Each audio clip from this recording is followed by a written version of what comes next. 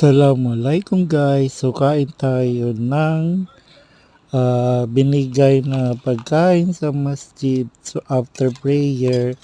So ito yung nakuha namin, pancit kueytiao. So yung kueytiao ay rice noodles na flat siya.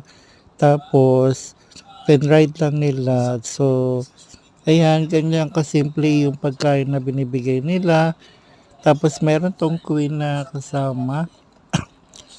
Ah, In-steam lang siya na gawa sa malagkit. Tapos may palaman na parang chocolate. So masarap siya. So maliit lang yung suma na yan. Pero yummy. And bagay siya i-partner dito sa pancit kueytiao.